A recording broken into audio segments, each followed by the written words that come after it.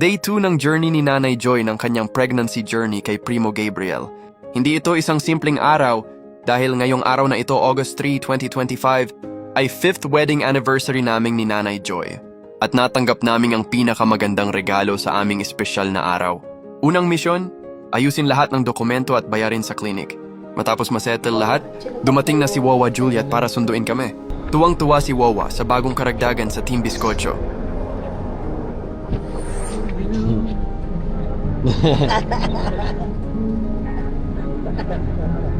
Kita sa mata niya ang saya ng isang excited na lola.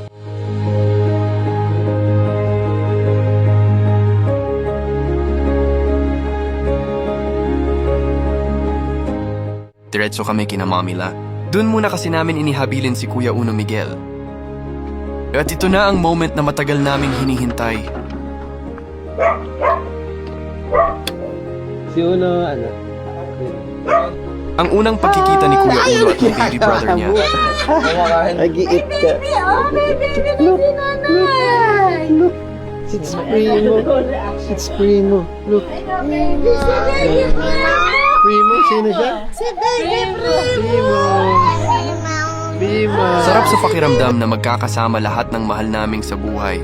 Si Daddy Lo, si Mamila, si Wawa, si Tito Bong, si Tita La, si Tita P, at si Kura Rain.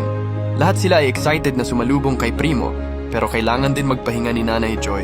Ako naman tutupad pa sa aking tungkulin bilang mga awit dahil hindi pwedeng lumipas ang araw nang hindi kami nagpapasalamat sa Diyos. Sa lahat ng biyayang natanggap namin at tatanggapin pa sa hinaharap. Pag-uwi namin, ipinakita na rin namin kay Wawa Nanay si Primo. Sarap sa puso na sa awa ng Panginoon, malakas at masigla pa si Nanay Deling. At naabutan pa niya ang kanyang mga apo sa tuhod. Ito ang totoong yaman. Hindi pera, hindi ginto, kundi ang pamilya at ang pagmamahalan na walang hanggan. Laging tandaan kung ang ating Panginoong Diyos ang nasa sentro ng lahat. Payapang buhay at masayang pamilya ang tunay na biyayang walang kapantay. Hit the like button and follow us for more.